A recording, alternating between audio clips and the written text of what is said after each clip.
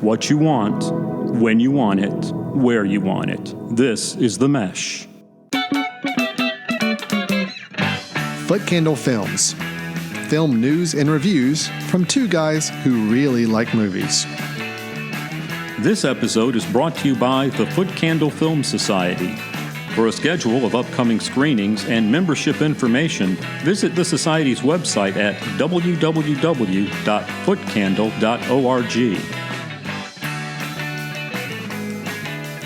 Hello, everyone, and welcome to Footcandle Films here on the Mesh.tv podcast network. My name is Alan Jackson. With me is Chris Fry. We are with the Footcandle Film Society and the annual Footcandle Film Festival. And today we are here reviewing movies and talking movie news on Footcandle Films podcast. Chris, how's it going? Going well. I'm curious to hear about your weekend, and that is week and then ND with no I E. see what you did there. Nice. We will be discussing the weekend, but not in terms of what we did, which I installed air conditioning units. I don't know what you did this weekend. Fun. I saw a Fleetwood Mac cover band. Well, I saw Fleetwood Mac cover band too. So that's nice. Interesting synergy. Synergy there. Yes. No, but the weekend is what we'll be discussing today, and that being the film Hurry Up Tomorrow, which stars The Weeknd. He is listed in IMDb as a cast member as the name The Weeknd. So that's how I'm going to refer to him at this time. But we are going to be reviewing that film. It is directed by Trey Edward Schultz, written by several people, including, I think, The Weeknd was also a writer, along with Trey Edward Schultz was a writer on it as well. So also starring Jenna Ortega and Barry Kagan. So we're going to be reviewing that film shortly. And then after that review, we do have a little bit of news. Mostly news is going to be coming from the Cannes Film Festival. Chris, you know how much I love how films at Cannes are evaluated and heralded, and it's all by the amount of applause and standing ovation that a film gets, how long they are. Right. There's a whole science to this, and I want to dig into our news section into the applausometer ratings of films from the Cannes Film Festival so far. Okay. Are you excited? Because that's I'm always curious because it's Cannes. I'm always interested in what premieres at the festival. There have been a lot of big films. Well, we didn't get to go premiered this year. At the festival. We didn't. That's a little disappointing, but and I'm always curious. There's always news. There's the applause. Stuff that comes out about what does that really mean. And then I think my favorite Cannes moment of recent memory is what happened with the "Don't Worry, Darling" screening, where there was all this thing where it was like Chris Pine. And that was the whole meme that was started about whether or not he would spit on somebody had spit on Chris Pine. Oh, the actor that was in the film with Harry Styles. Yes, and it was like this whole, I was like, okay, it's just like this ridiculousness for such a posh, right, exotic location. It seems to get some of just the trashiest rumors and things coming out of it. And, true story. And the fact that movies are basically evaluated, how long did people stand up and clap for a film afterwards, I think is just funny. Which the other thing, if I remember correctly, that was funny about that too, is Chris Pine came and sat down and then immediately put his sunglasses on. So people thought he was just going to go to sleep, which considering the film, maybe a good choice on his part. It might not have been bad. So yeah. Anyway, we've got some news out of Cannes Film Festival and one film in particular that is getting some buzz at the festival that I really want to dig into a little bit. Okay. We'll explore during all the news section.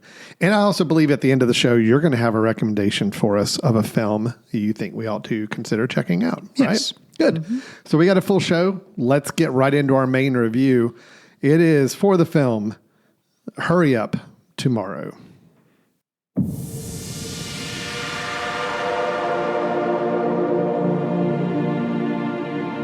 Death is nothing at all.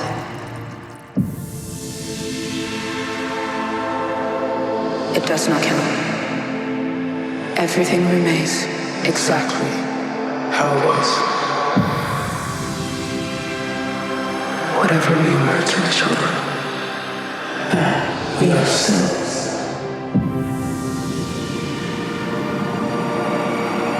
Call me by the old, familiar name.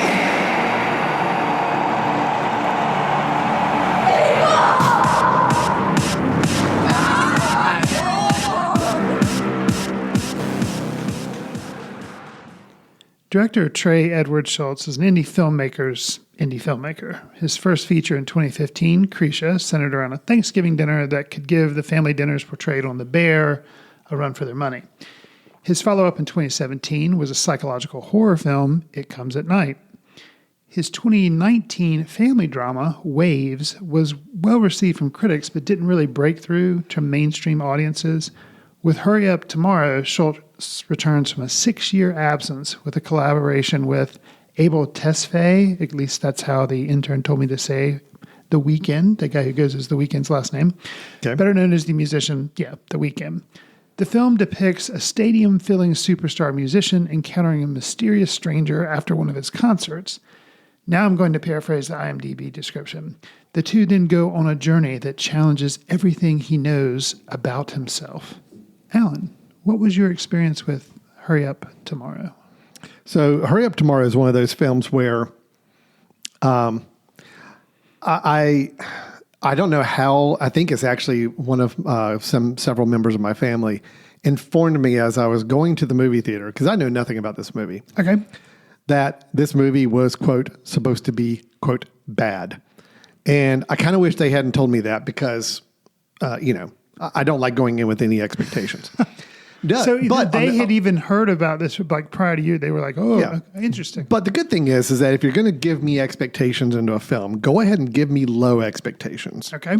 So same. If I'm going to have, make them low. Low them. Because I'm going to go in, and now I'm of the mindset as I'm walking into the theater, because somebody has put in the back of my head, this is a, quote, bad movie, that I'm going to say, no, you know what? I'm going to find something to champion on this movie. I want this film to work for me. I found elements that I found intriguing and interesting of this film for a good part of its running time. And I can specifically call out scenes and moments that I thought there's something there, there's something of interest, there's something that I'm into. But it completely fell apart for me by the ending, where I walked out saying, no, there's nothing here. And that was the biggest disappointment for me.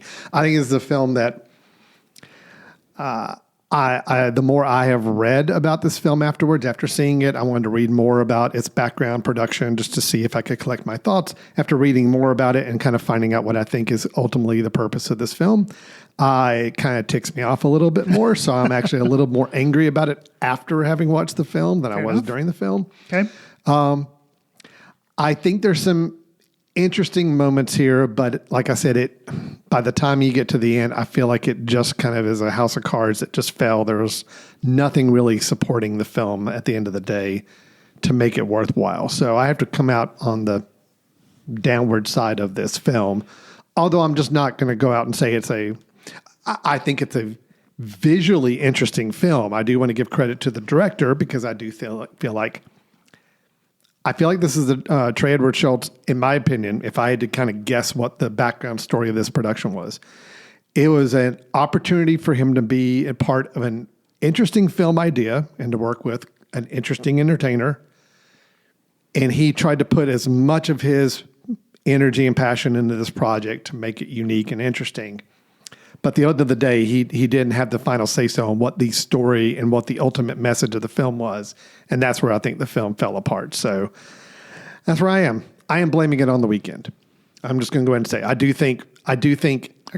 I think his desire to make this film, which I get the impression he was kind of the one shepherding this film, I think that's where a lot of the blame falls. And I can elaborate more, but I'd rather hear your thoughts on the film. Chris, what do you think about Hurry Up Tomorrow? So, despite the talent involved, we have, as we've talked about, The Weeknd, Abel Tesfaye, who I guess his musical persona is The Weeknd.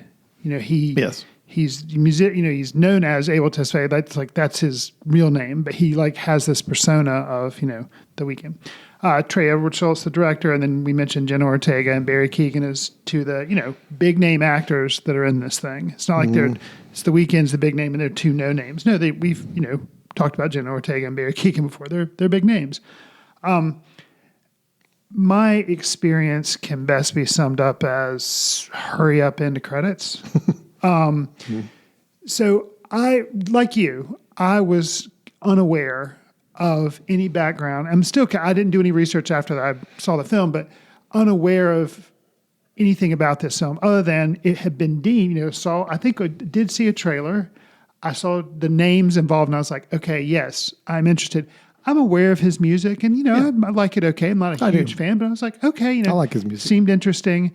And what kind of got me was the tone of the trailer seemed to come across, and this is how it's tagged in IMDb, as a psychological thriller. And I was like, Yeah. okay. But come to find out, and there again, obviously not a huge fan of his music because I didn't know there was an album called Hurry Up Tomorrow. Yeah. And I didn't know that until afterwards. And then I either. did learn a little bit. I mean, I did kind of see that afterwards. I was like, oh, okay. Does it come across as a 1 hour and 45 minute music video? Yeah, pretty much. Mm-hmm. And now that said, like you mentioned, dramatic acting from Ortega and Keegan, what they're trying to do, they do it. Mm-hmm. Visuals, there. Where it does fall short, and I'm really, really, really, really surprised, is the lack of true narrative. Yeah. Because, and The Weeknd, there again, I guess I put it at his feet, The Weeknd's feet. Yes. Because it just seems like, he's he's a creative person. He writes, interesting music. And it's like, okay. And the story he told ended up coming across to me. And I was just shocked. I was like, really? That's all we're getting here? Yeah. Was kind of a mashup between Misery and Pink Floyd's The Wall.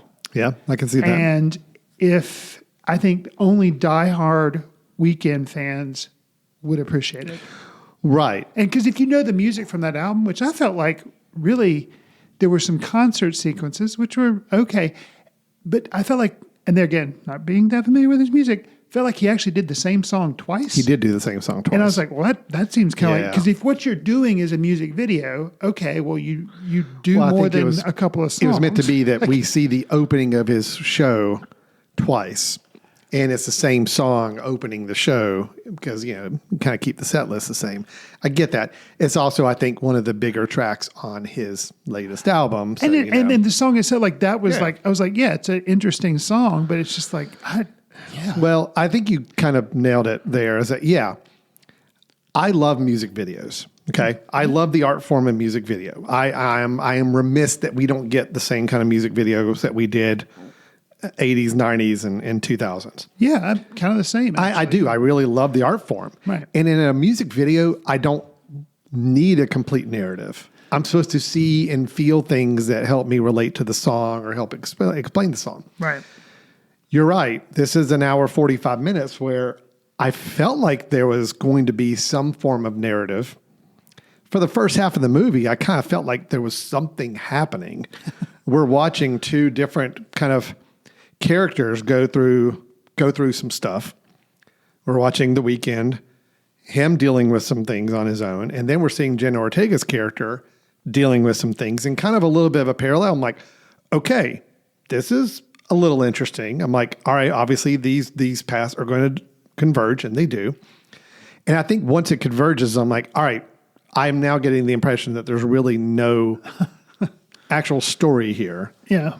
And we're just supposed to be experiencing moments and situations, but we're not supposed to have any resolution from anything. And what I think made me the most upset is that the last scenes, the last visuals we see are exactly what I would expect to see in a music video for a performer that is basically trying to tell the world, hey, I'm reinventing myself, or I'm leaving the past. I'm going to be setting a path on a new direction and a new style and a new sound or whatever. And it's like, okay, so you basically, for an hour and 45 minutes, that's basically what you've left me with is, I'm a musician. This was the way that you knew me before, but now I'm going to kind of burn that down to the ground and I'm setting on a new path. I'm like, really? That was this film. That was this movie.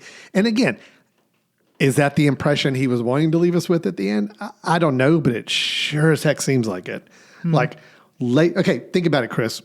Sure. And I'll do this without tipping the hat to spoilers or whatever. there is a final song that is sung in a non-instrumental way. Yeah, it's a cappella. Right. Okay. And that is the song that is also a song supposedly on the album that accompanies this Hurry Up Tomorrow. album. Right. Yeah, okay. And it's also kind of a laid bare. It's him singing without any musical instrumentation. He's been talking this whole film. Like I do give the Weeknd credit. He paints himself in a very negative light for a good part of the movie, which I'm like, oh yeah, that's daring. That's good. You're a performer. You're out there in the public space and you're playing yourself in this film, but you're willing to be a jerk. You're willing to be a haunted person, a over dramatic, just a tough person. I'd hate to be his manager because that's not portrayed well in the film either. No, he's not. Well, I mean, yeah, I'm he's assuming it's absolutely not. fictitious. Yeah, but, you're I mean, right. but Sure, I would still. hope so. Right. But he's painting himself in this really negative light. But then you start to realize that he's also making commentary on his music and how popular it was at one time, but then it lost some steam for a while. Because think about the whole. There's a Oh yeah. We'll Jenna get there. Ortega gets a. Who did Christian Bale play in American Psycho? Patrick Bateman. Patrick Bateman, kind of a Patrick Bateman moment of dissecting his music and kind of like talking to him about the analysis of his music. And it's like The Weeknd's basically trying to say with this film, okay, yeah, you had your impressions of how I was as a musician and maybe I've made some bad mistakes and all that. And then come to find out this whole movie is also a bit of an apology or an explanation where supposedly he did actually lose his voice on stage at a show a few years ago. Right. And supposedly this is all written as kind of to make a story out of what happened because that was a big event in his life. And I remember. So it's like, yeah. See that? Okay, so two things. But we'll come back to Jenna Ortega and her Patrick Bateman, which I was taking as what I called the Flashdance treatment to his greatest hits. But we'll come back to that. Sure. So going into this film, I knew nothing other than the talent involved. As I start watching it, I'm like, oh wait, they're referring, like you see on Ortega's phone, which her character is called Anima. Yeah. You see that she has like her wallpaper is The Weeknd. I'm like, okay, so they're acknowledging The Weeknd here. Okay. And then at one point, I hear his name, which is an unusual last name, Tesfaye. I'm like, okay, wait, that's, so it's like, okay, so he's playing a version of himself. Yeah. And then you're right, the whole losing voice and thing, and he goes to a doctor's appointment. I'm like, okay, so what is this again? Like, I was like, I was thinking like Thriller. I'm like, but I like you, I recall that he was at a concert, and I think very similar, like it was during like the first song, maybe he completed one song, but then he had to like go out and he apologized. He's like, I can't. And I was like, wait a second. Like it was just like, what am I watching? It was more of a psychological movie because I was trying to figure out like, wait, what's this going is on? A documentary? Why is this dealing like, well, it became an autobiographical film and then taking this situation that happened to him and turning it into some bigger epiphany about him as a musician and what stage in his musical life he is and now how he wants to move past that. I think when you start to realize that when you realize at the end of the film that that's what you've been watching, it's disappointing. It is for me. Look, there are parts of it that were a cool music video to watch. I thought there was some camera work that was, I thought, really interesting. There were a lot of, oh my gosh, probably too many 360 degree, like kind of spinning around shots. Yes. There's some long takes following him through going before he gets up on stage and following him through his pre-show routine. There was some things, again, they're music videos. Right. But I did find them at least interesting to watch. It's just, again, if I'd gone in with minute one realizing I was just going to be watching a series of music videos that really didn't have a story, I probably would have had a different mindset than me going in thinking this is a psychological thriller like it's being pitched, and it really wasn't. So, yeah. Well, and so speaking of the camera work, which I understand a lot of it was shot by Schultz. Okay. And again, cinematography I thought was really cool. I thought it looked really good. Yeah. Parts were captivating, but it wasn't enough to keep me engaged. You mentioned the circular kind of spinning in circles type thing. Interesting, But then at a point, it served just a to little too remind much. me of how the story was going nowhere.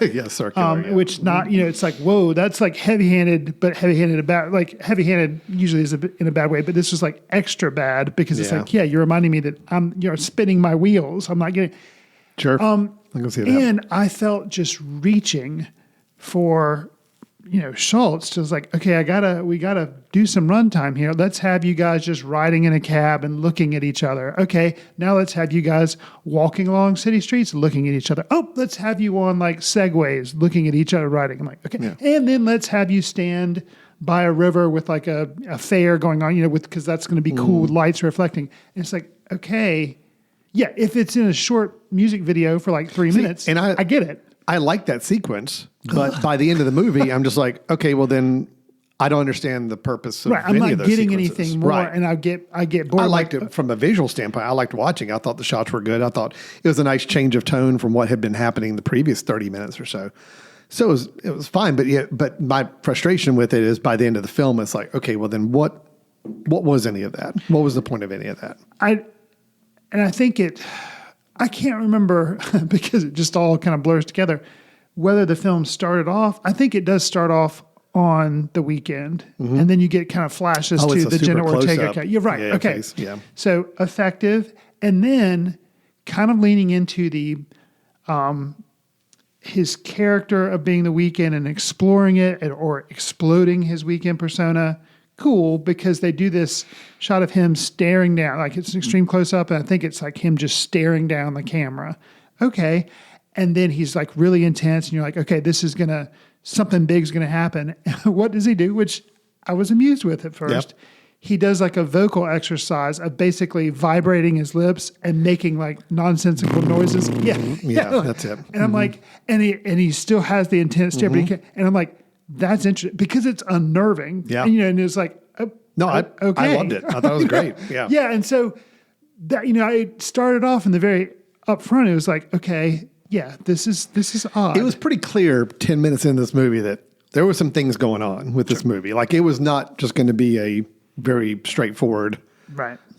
thriller film. I mean, there was a lot more intention with what was happening and a lot more thought being put into things, which again, I found myself kind of getting a little excited in that first 15, 20 minutes because I'm like, all right, there's something building here. There's something happening in this just when you realize that there's not really. Right. And you get to the ending you get to, which again was just a music video ending. It would be a perfect ending for a 3.5 minute music video for a song. It's not a perfect ending or not even a good ending for an hour, 45-minute movie that we've been invested in. There's a dream sequence after he gets, I'll say knocked out at one point. He has like a dream sequence, which again, shot really well and was kind of interesting. Had a little bit of a little tinge of a horror moment in it. But again, Is it like he's seeing there again, all runs together, like a younger version of himself? well, or like that's a part of the kid? dream. But Okay, there's right. a thing where in a tunnel where he goes out in the streets and it's like empty. There's nobody out right, there. And then he right. goes down to like the sub level of the basement. And there's like a tunnel. Right. There's like somebody that looks like the Jenna Ortega character. And she kind of, anyway, it was some interesting stuff. But again, put it to a music track and do that for 3.5 minutes. Cool. Right. Doing it as part of a narrative film, no. It at the end of the day, it just didn't mean anything. Right. Other than I'm an artist, I am self-discovering, and I'm ready to shed my previous life and go and do something new next time. So watch out, world. The Weeknd is coming back with a whole different look and sound. That's basically what the end of the movie is like telling you. And that's where I'm like, okay, I feel like I just kind of got ripped off a little bit. But anyway. Yeah, and you mentioned, which I want to come back to it because it was by this point, it was too little, too late. Yeah. But I was like, okay, well, at least this is something. When we get the Jenna Ortega doing the Patrick Bateman Flashdance treatment to his greatest hits, while he is tied down, I'll say that. Sure. And that to me was interesting because, I was like, okay, is he mocking himself? Is he Kinda mocking was. his fans? Like what exactly is going? So that actually kind of became interesting. But then the culmination of that got a little just kind of ridiculous because it's like, her dousing him with gasoline. And I was like, Well, you totally saw okay. that coming. Oh, I mean, that was like unfortunately, predicted you way in did. advance. And, Right. and then there was before she did that, there was a encounter with the Barry Kagan character that Oh. I thought was kind of ridiculous. But at least it was something. It was something. But again, it didn't really register. Okay, so this is the kind of thought process I'm going through with this film, Chris. It's like, okay, I see the whole scene. There's an encounter between the Jen Ortega Anima character Right. and Barry Kagan as Lee, his manager. That happens in the hotel room while the Weeknd is tied up in the next room. Yes. And it kind of ends traumatically. Yes. And that then triggers the Weeknd to finally bare his soul to Anima, Yeah. which he has been wanting this whole time. He does through song. Yeah.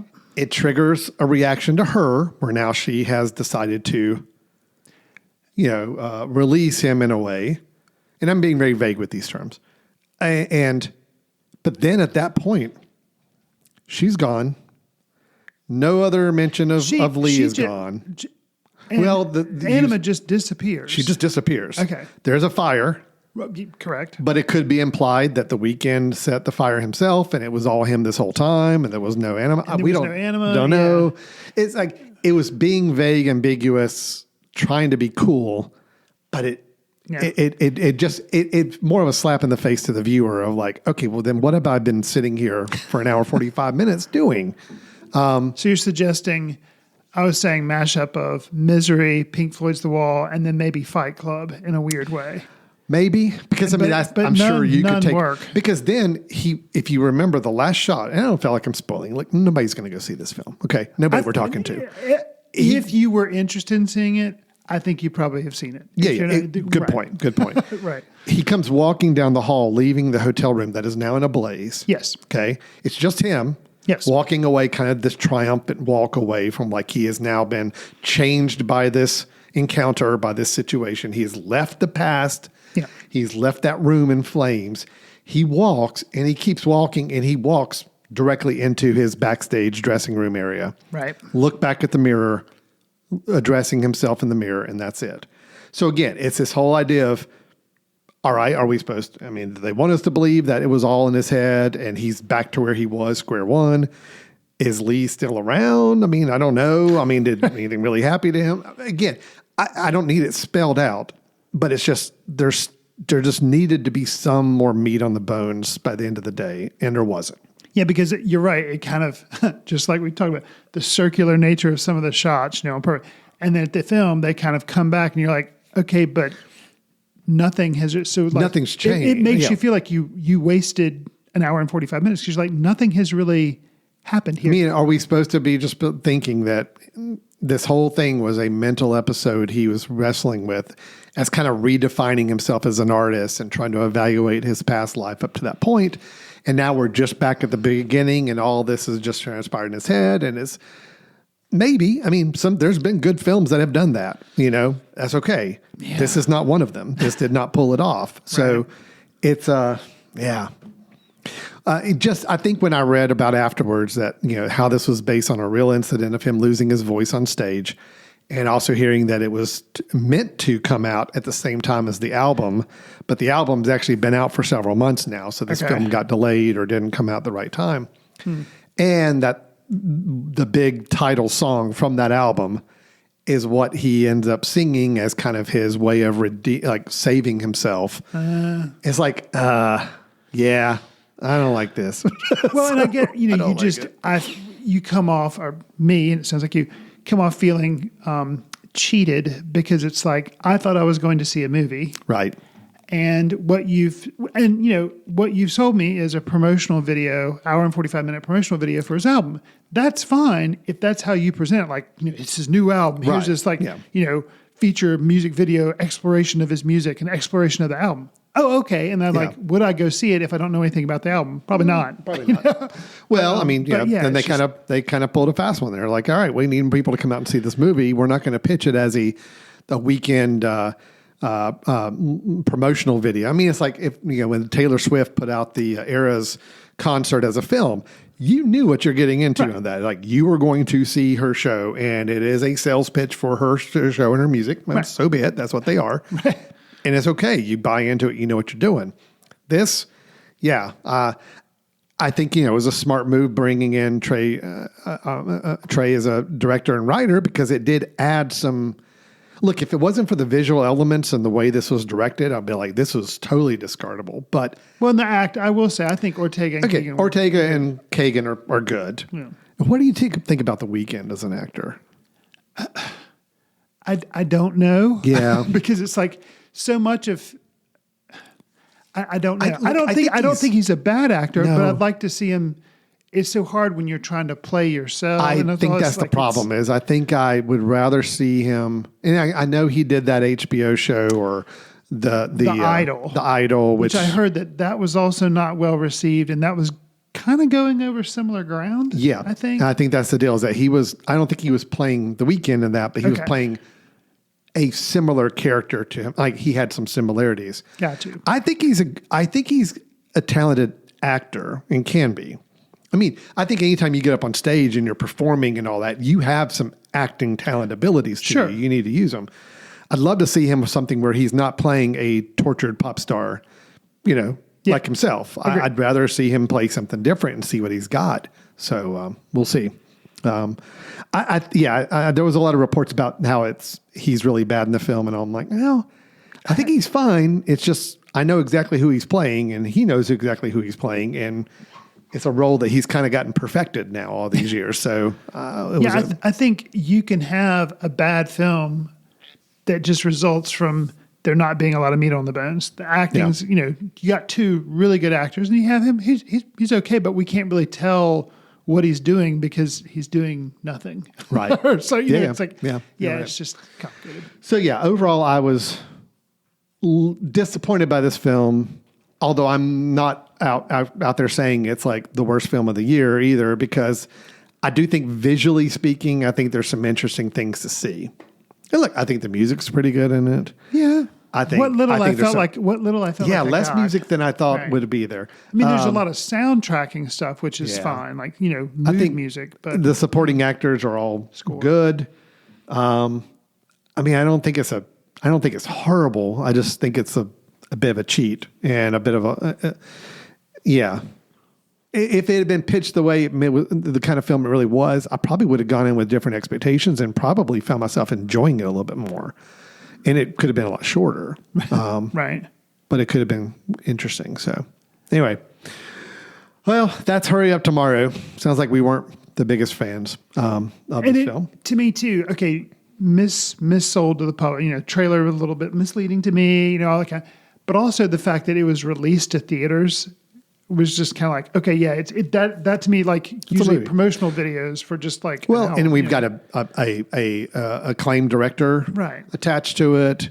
We've got some actors, that people are like kind of big actors now attached to it. Yeah. It just had all the makings of, okay, this was going to be a movie and it wasn't. Right. So yeah. Okay, that is Hurry Up Tomorrow. Did not fare well at the box office. Which, based on our experience, don't know specifically about your theater going experience. I was one of 4 people in the theater. And same here. There was another guy, and then there were 2 ladies who sat together. And unfortunately, I wish I could have I wish I could have talked to all of them, after the movie was over, because it would have been like, so what do you guys think you were in for? Right. But the reason I say that the 2 ladies, like they, Jenna Ortega and, Anima and The Weeknd, they go to a hotel room. And at that point, they're like, okay. And they got up and left. They left. And I was like, I totally get why you left. However, some stuff is finally actually going to happen, like dialogue stuff. Like you mentioned the interaction. From a film person, we're just like, okay, something might be happening here. So this is good. Right. So the interaction with the manager and Anima, and then like the whole like Flashdance, Patrick Bateman stuff. All that stuff is in the last little bit. So I was like, I wonder if they had stuck around, they'd be like, okay, we still didn't like it, but I wonder what their reaction. Well, I think to that there's would have two been. different audiences that might have shown up for this film, and I think both of those audiences come away disappointed. One is people who are looking for a good film. Right. That would be us and anybody like us. And we were disappointed because it was more music video, more lack of narrative, lack of anything that made it a movie. You could have been going because you love The Weeknd and you wanted to like kind of see The Weeknd at work, musically and performing and acting, kind of a blend of everything. I think you come away disappointed there too, because like you said, the music was actually pretty scant. It was like one song performed on stage twice, Right. or at least part of it twice. And then you have one a cappella song being sung At the very end. That was it. So it's like if you were going to see because you love The Weeknd and this is like an experience of him as an artist, you kind of walk away lacking there too. So I'm like, I don't really know who this is then for. So yeah, anyway. Okay, that's I think we're done. We're done with Hurry Up Tomorrow. Yes.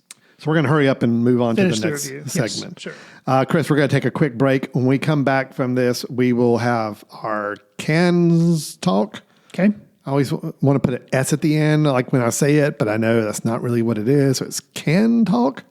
I think. I don't know if there is an S and you don't pronounce it. French not being the language I took. Well, in there's high an school. S, but the question is whether you pronounce it or not. Right. Yeah, I don't know. Can talk. That just sounds weird. That's what we're going to do. We're going to talk Cannes Film Festival, and we're going to have Chris's recommendation. So stay tuned. We'll be right back with Foot Candle Films in just a moment. This podcast is sponsored by Jackson Creative, a custom communication agency located in downtown Hickory, North Carolina, specializing in online content creation. To learn more, visit thejacksoncreative.com. Jackson Creative, we tell your story. Welcome back to Foot Candle Films here on the Mesh.tv podcast network. We had our review of Hurry Up Tomorrow at the first half of the show. But now let's move on to some films that will probably be getting a better reaction from us when they actually get released or we get to see them. I'm going to guess, based on their responses at the Cannes Film Festival. So you're basing this on the applause. The Applausometer, yes. Okay. Just as a background for anybody who's not familiar with what we're talking about. At the Cannes Film Festival, which is happening right now in Italy? I think France. Oh, France. God. Yeah. Sorry. Sorry, my apologies to the Italians out there. That's what In you France. get for not inviting us to Coast the of festival. France. Yes, of course. Yeah. Cannes Film Festival. Yeah. That is the big premiere festival where a lot of high-end films and specialty films, a lot of art films kind of make their mark and get shopped around and shown. And since the pandemic, haven't they also started to do they'll have a blockbuster, like one of the Fast and Furious movies went there, and then Well, there might be a blockbuster right. involved And this so year. it used to be like all arty Yeah. stuff, and No, then they since the creep in some pandemic, they're others. you're like, wait a second, the Fast and Furious movie, but they have done that. Yeah, they So, have. yeah. They have. The best thing about the Cannes Film Festival, though, is all the news that comes out afterwards, which films got the longest standing ovations afterwards. And that has become the gauge on how these films are now being promoted, is how long an ovation did they get? Did you only get a 2-minute ovation? That's not really that great. That's not a good sign. You get in the 7, 8, 9 minutes? Okay, now we're talking, you're getting some clout. And then there's been some that have even gone much longer. Chris, before I detail for you where we are in the Applausometer rankings of films from this year's Cannes Film Festival, which I do have up to the minute right here, ready to share. I got a little quick bit of trivia for you. Okay. What film, and I'll give you hints, Okay. what film do you feel like received the longest standing applause at the Cannes Film Festival? This year. No. Oh, of any overall. year. And I'm going to have to give you hints because I know that's a broad question to ask. This was a film that can be labeled as a fantasy with some horror elements film. It was directed by a well-known director, Spanish director, Pan's Labyrinth. Pan's Labyrinth. Okay. Okay, good. I actually don't Ding, ding. Not remember bad. back when that happened. I don't remember people making as big a deal out of it. Okay. But that was a while ago. That was a while ago. That was film's- before Cannes standing ovations were all the rage. was and the we were thing. talking Yeah. So I'm about, not saying I don't remember people being going on and on about it. Yeah. But okay. That is the interesting. longest standing applause at the Cannes Film Festival recorded. Okay. Do you know how long it was? Take a guess. I'll let you guess this. Just to know, the ones we'll be talking about shortly range from this year range anywhere from 5 to 12 minutes long. This one exceeded all of those by quite a magnitude. So that's a hint. Surely it wasn't 30 minutes. It wasn't 30, not quite. Okay. 22 minutes. All right. So here's the thing. 22 minutes, Chris. I would of people actually standing like applauding. footage of that because Yes. I don't understand. Like, think of like at a concert. Like the band has performed, you're clapping, they're taking their bow. Like, okay, like the end of a film would be. Yeah. Okay. So the band is like waving to the crowd and you're like, oh, we love you. And you're clapping. Like that probably lasts, I would think at most like 4 or 5 minutes because the band, like, what did they do? I Like, think what you're just happens- kinda like, yeah. you get like, what is happening I think here? what happens is the applause starts, people standing up, they're applauding. Okay, you're kind of caught up in the moment. It's like everybody loves. Okay, then you have the director kind of get acknowledged somewhere in the crowd. Maybe they stand out in the aisle and they do a little wave, and of course, more applause kind of gets it there. If you have other stars with the and they film, like slowly stand they up. might all kind of get like little moments of recognition. That's what I'm anticipating. That's the Okay. only way I could see an ovation prolonging That for just- that long. That would, if I was there, it would drive me nuts. I mean, clapping No, I for would- 22 I minutes. would be look 90 seconds in. I'm out. I'm good. I have given you my fair acknowledgement that I liked your film. Kudos. I'm good. I'd like to sit down now, or go somewhere else. Yeah, you need to do like I've seen the film. I'm clapping, but then like something needs to be said for me to Yeah. agree with, or Right, like you know, yeah. like I just So Pan's Labyrinth does have the longest standing applause at Cannes Film Festival in history. It's 22 minutes. 22 minutes. Second longest one was Fahrenheit 9/11. That was the Michael Moore documentary. That was 20 minutes. Oh my gosh, really? This one was surprising. Jeff Nichols' Mud, Matthew McConaughey film, which I like. I think it's a good film. 18 minutes. 18 minute standing ovation. And then this is another one that's And these are all like prior to when it kind of became a thing.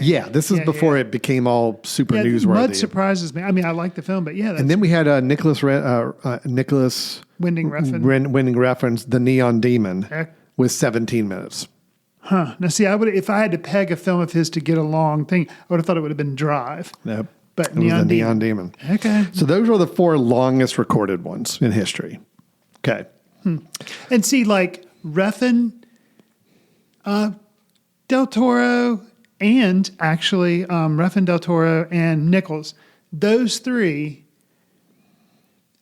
they surprise me. But those are newer director. It's like this is like a big film from them, and they're like, you know, granted, Del Toro made some other smaller films, but Pan's Labyrinth was his big for. Mud was Nichols' was big for. Yeah. Neon Demon wasn't Refn's like Drive, but still like.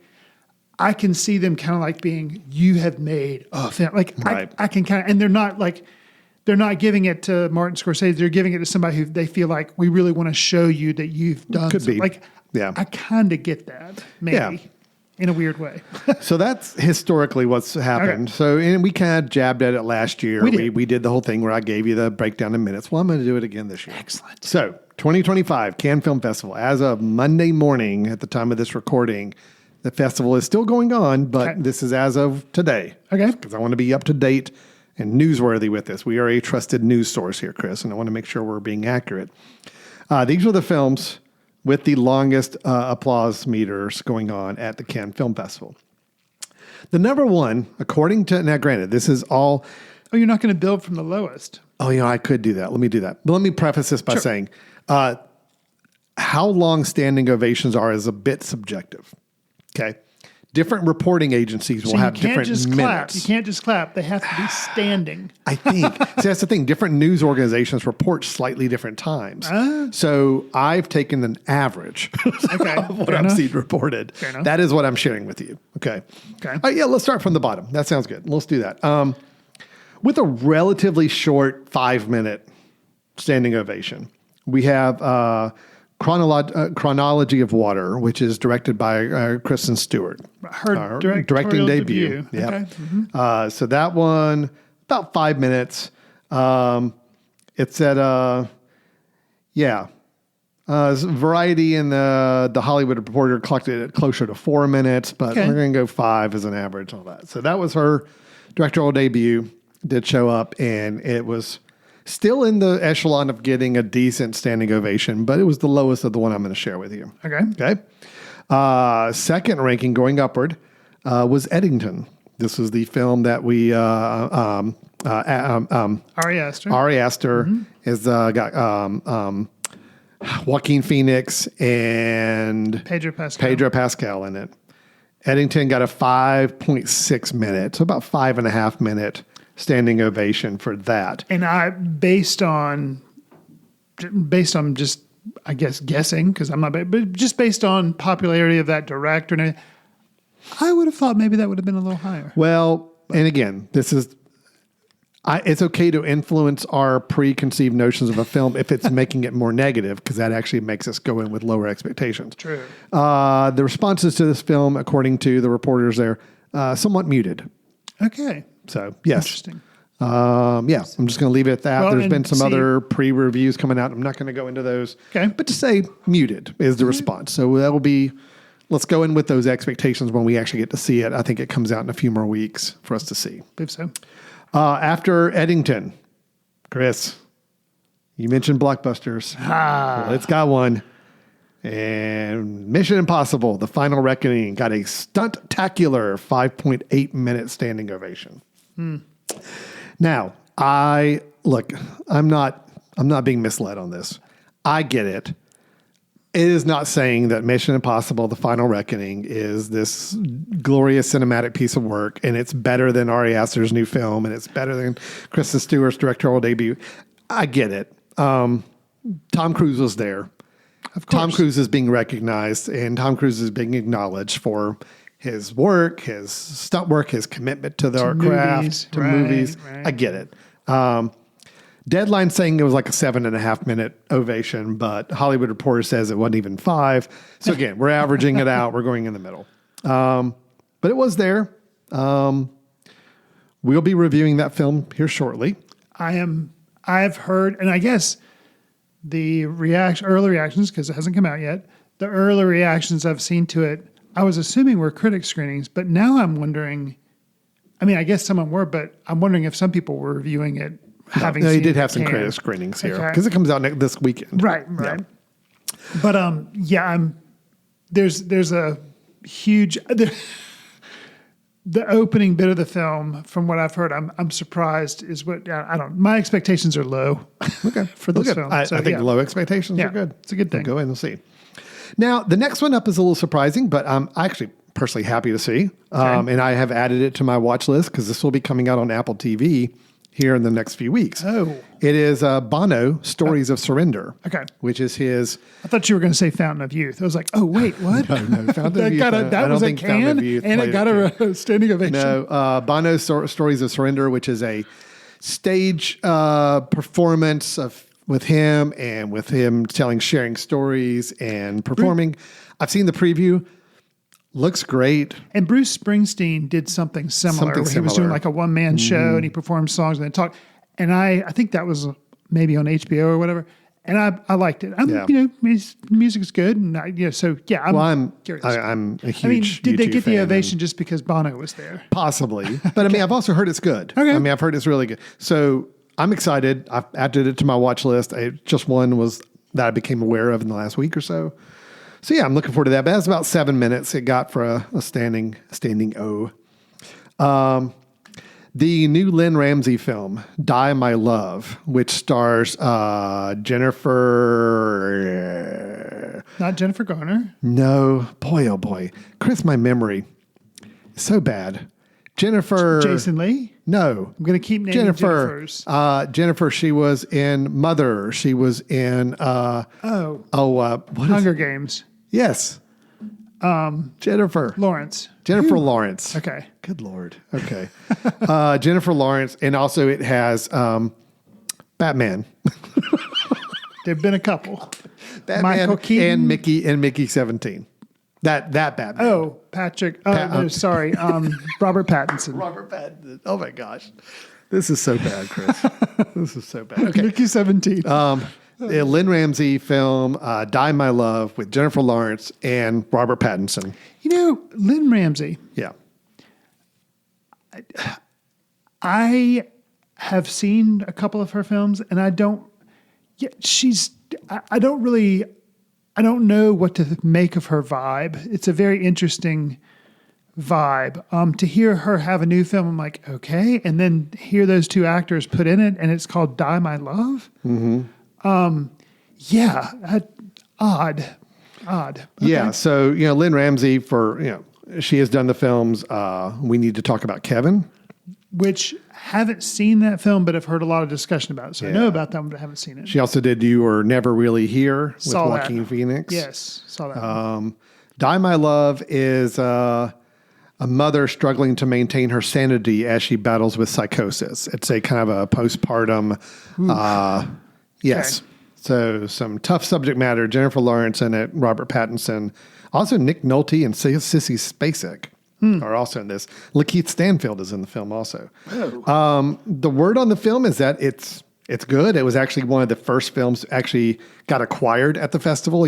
Films are there. They're not picked up for distribution yet.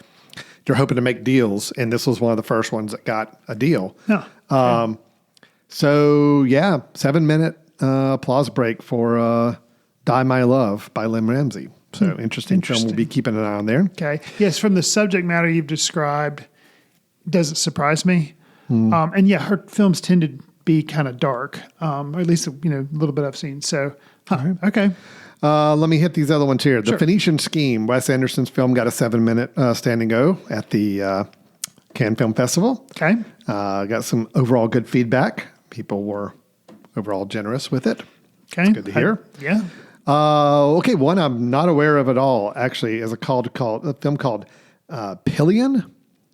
Pillion, director Harry Lighton, and it stars Alexander Skarsgård. And I think Pedro Pascal's in this one too. This one got a 7.3 or almost 7.5 minute standing ovation. Okay. He wanted his, it's a BDSM film, which, Chris, we're testing how hip and with it we are. BDSM stands for what?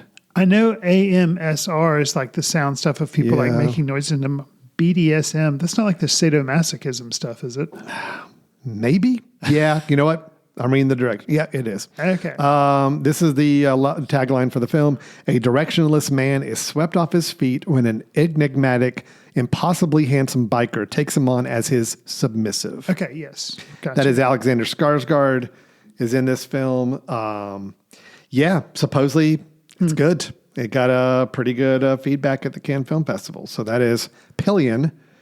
After that were a couple of films I'm not aware of it all. And these are kind of smaller films that I'm very happy that you're they're getting going some up in the acknowledgement. applause I'm going meter. up. Okay. There's a film called Dossier 137, directed by Dominique Moll. Got an 8-minute standing ovation. Okay. And then a film called The Little Sister by director Hafsia Herzi with almost 12 minutes. Whoa. Yeah, pretty good. Pretty good Okay. one. Again, I know nothing about these two films, unfortunately. We're going to kind of explore them a little bit more. Okay. But that was interesting to see two kind of relatively unknown films to us. Yeah. Making getting some good waves here at the Cannes Film Festival. However, the one that squeaked in just at the top, and actually it's kind of tied with The Little Sister, but I'm going to leave this to last, Okay. is a film called Nouvelle Vague, Yes. and is by director Richard Linklater. I've heard of him. Richard Linklater, we have talked about his films. Last film we talked about of his was Hitman. Of course, he has done Dazed and Confused. Dazed and Confused. Slacker, Everybody wants Slacker. He did Boyhood. The Before Midnight, Before Sunset, Before Tons of Sunrise. movies Yeah, this yeah. guy has done.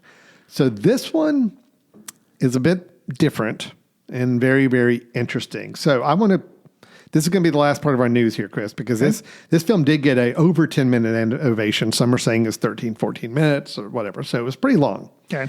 But it is a film. It's a black and white film in French. He filmed it, shot it in French because it was for a reason. It's a homage to Jean-Luc Godard and the French New Wave cinema. Specifically to the making of the film Breathless. Right? That's right. A 1960 film that helped launch the French New Wave cinematic movement. So the film is shot and delivered in French. It's shot in a 4:3 aspect ratio on celluloid. It stars several actors. Several of them are French actors playing roles, but basically you have actors playing famous directors and artists at the time in there. So I think there was one shot. We're going to see the trailer in just a second for it. Really interesting. Not at all the content I would expect from Richard Linklater, but I love the fact that it's very different and very unique. I've never seen him or acknowledged or thought that he tipped his hand a lot to French New Wave cinema, but obviously it's a big influence for him and something he wanted to pay homage to in this, which I think is great. So very excited about this film, but right now that is kind of the belle of the ball coming out of the Cannes Film Festival, where people are really loving this film and what he's doing with it. So, whoa, and I'm playing something. I'm sorry. What is going on? Jamaica. Some ad was playing for Jamaica. My apologies. Interns are going to need to clean that up in editing. So, Chris, would you like to watch the trailer for Nouvelle Vague? Yes. Okay, that's great. Let's pull it up and check it out, and we can talk about it here afterwards. Here's the trailer for that film. Un joli garçon, une jolie fille. Paris, 1959. Une salle de sport, un réalisateur, une caméra, de la pellicule, un producteur, une ingénue, des stars, de l'argent. So that is the trailer for Nouvelle Vague, which translates to New Wave. So can I just call it New Wave from here on out between us? Absolutely. Again, because I just, I have to, it was a lot of extra work put in to the original pronunciation. So Chris, your thoughts? I mean, this is the first time you've seen this trailer. It is the first time We're I've hearing seen the the buzz trailer. about the film now. What's your overall takeaway? So, at the risk of losing any credibility as a film critic, I have seen Jean-Luc Godard's Breathless and did not care for it. Okay.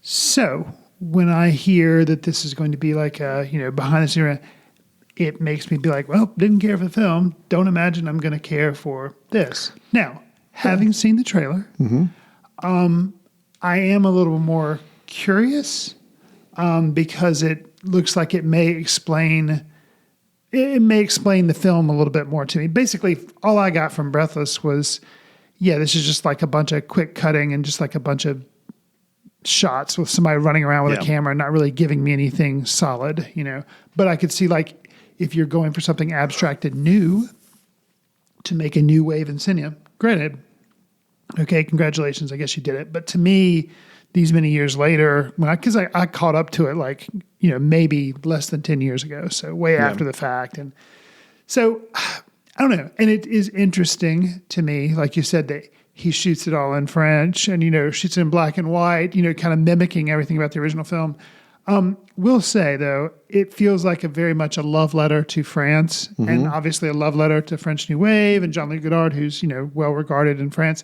So for this to get the highest standing ovation doesn't surprise me. Yeah, I was going to say, it is kind of playing to the home team a little bit with this. But again, I think it's just an interesting move as a filmmaker for him. I honestly, you can never really pin down. Right. And I liked his last film, Hitman, which is completely unlike this in every way. Sure. So do I want to see it? Yes. And actually my interest is piqued a little more because of the trailer. Because, I'm just like I said, I didn't like the film. Why would I care for this? But it does pique my curiosity. So I do want to see it eventually. All right. So.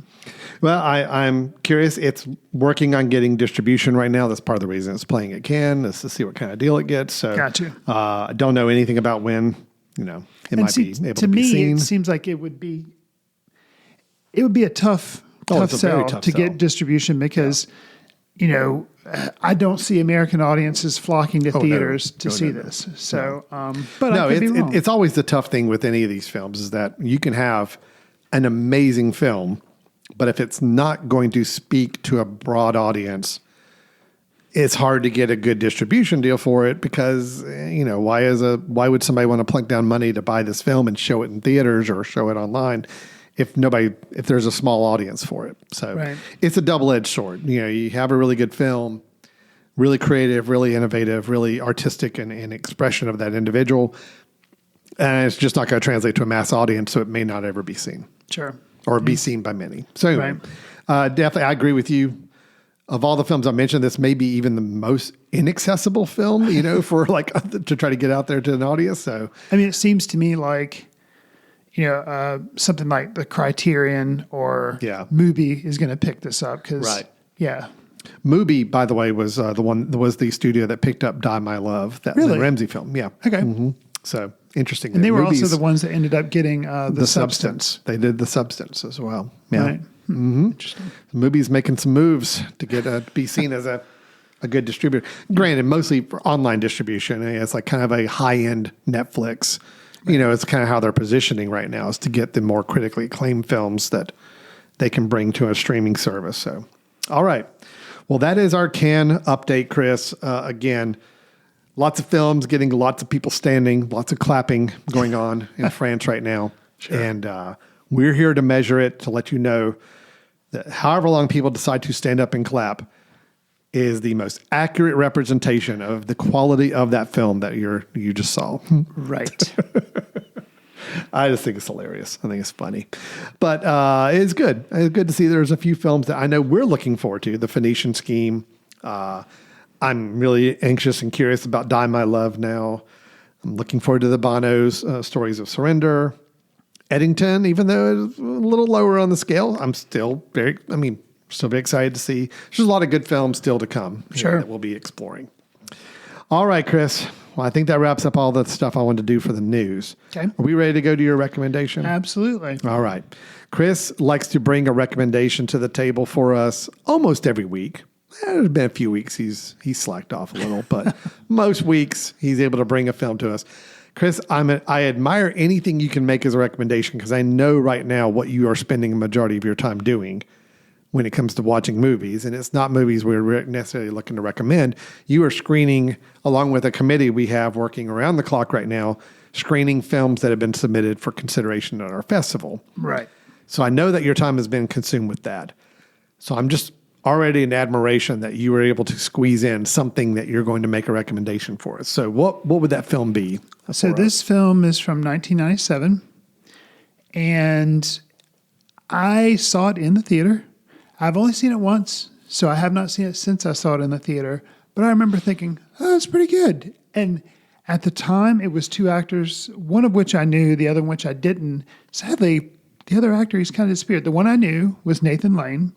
The other actor is I believe he's British comedian called Lee Evans.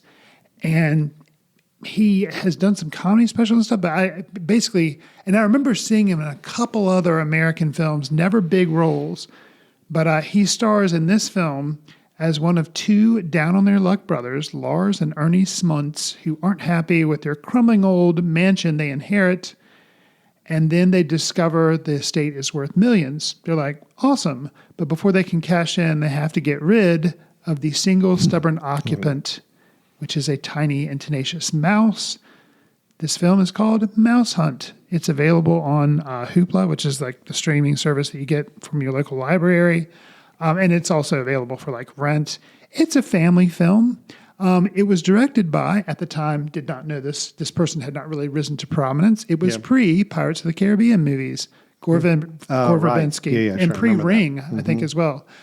So it's a fun comedy, obviously, them trying to capture the mouse. And it's very kind of like a Laurel and Hardy or Abbott and Costello type thing. But it's fun. It's light. It's nothing too serious. And I mentioned I haven't had a chance to revisit it, but it's a, under 100-minute movie. And I remember really liking it at the time. And I was like, you know what? I'm going to recommend that because I have good enough memories of it. I think it's worth people checking out, especially if you can do it for free on Hoopla. So, and I saw it pop up on Letterboxd, and I was like, perfect. I need a recommendation. Somebody else had watched it and they like gave it 4 stars. And I'm like, or actually, I think they gave it 5. And I was like, wow. I may not go that high on it, but I think I would at least come away with like a solid 3.5 or something. So that's Mouse Hunt. If you need something kind of, just to relax, take your mind off, I would recommend it. Okay, awesome. That's good. I've never seen it. Okay. And but always heard good things about it. And I knew that Gore Verbinski was the director and thought that was an interesting part of his filmography. So yeah, I'm very curious to see that now. So thank you for the recommendation as always, Chris. Sure. Now you're going back to watching festival screenings, right? Yes. Okay, good. All right. Good deal. Well, I think that wraps us up for today. Speaking of the festival, we do have our Foot Candle Film Festival coming up in September of this year, 2025. It'll be our 11th annual festival, so we have that happening. It truly starts on the 19th? Yes. The 19th of September with events happening from the 19th all the way through the 28th. Yes. Okay, so we've got it's like what, 9 days? Sure. 9 days. We've got a lot of events going on within the festival week. This is all happening in Hickory, North Carolina, just on the foothills, western North Carolina, about an hour outside of Charlotte. And we will have a filmmaking competition going on the weekend, the first weekend of the festival, a 60-hour filmmaking event for teams to compete. We're going to have an outdoor film and concert going on, also the first weekend of the festival. And then starting on Wednesday, the following week, we have film events every night and then on the weekend throughout the days through Sunday. Lots of film screenings. We've got a Youth International Film Selection Showcase. We've got a collection of short films that will be shown on the Friday night. Film screenings all day, Friday, Saturday, Sunday. Also going to be showing off all the entries from our filmmaking competition at a special event on Thursday evening. We also are going to have a filmmaker symposium, kind of our first time doing something as an educational component for anybody who's interested in the world of film and filmmaking. We are going to be inviting some filmmakers from the region to come join us and share their knowledge and network and meet people who are interested in getting into film production or independent filmmaking. So a lot going on. Chris, did I miss anything? Anything else I should highlight about the festival? I think you got everything. Okay. We're getting our spiel down, Pat. Yes. We've got to perfect that spiel because I feel like we'll be making it quite a bit the next couple months. Indeed. But that will be happening from September 19th through the 28th of 2025. We really encourage everybody to come join us for the festival. It's going to be a lot of fun. We're super excited. We got some great films that we're kind of processing right now and kind of whittling down over the next couple months into the list of films. We'll announce those in mid-July is what we're planning on doing. The schedule and the film selections will be announced and tickets will go on sale in mid-July. And then the festival will happen in late September. So footcandlefilmfestival.com is the website. Not a lot there at the website as of today, but check it out over the next few weeks. You'll start to see more happening. And definitely by July, it'll be rocking and rolling. So good. Yes. I think I covered all that. So yeah, you're anything? good. Yeah. Good. So if there's anything you would like for us to Oh, yeah. inform you about the festival, or you have some comments on the reviews, you want to tell us how Hurry Up Tomorrow is the greatest film about a musician you've ever seen, send an email to info@footcandle.org. You can leave us a voicemail via our contact page on the mesh.tv website. Follow us on Facebook at Foot Candle Film Society or on Instagram, Threads, Blue Sky, and Twitter at Foot Candle Film. Al and I are also on Letterboxd, where we try to see track what we're seeing and sometimes leave quick reviews or quick takes. Do us a favor. If you like the show, consider giving us a star rating, write a review, or share with friends on whatever service you receive your favorite podcast on, because it'll help us reach new listeners, and we'd appreciate that. All right. With that, we will wrap up for today. Thanks, everybody, for listening. We'll look forward to talking to you next week. See you then. See you in the ticket line. Watch films in the company of like-minded people in the dark. Watch films in the underground. We won't let anyone know where you are. The films that don't make it to Carmike at the mall, or ones that were famous when Grandpa would watch films out of the river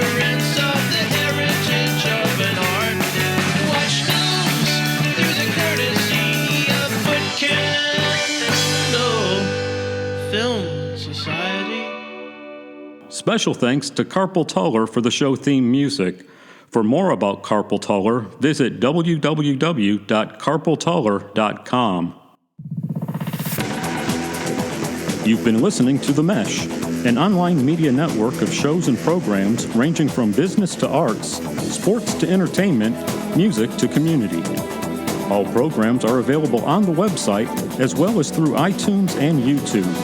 Check us out online at themesh.tv. Discover other network shows and give us feedback on what you just heard.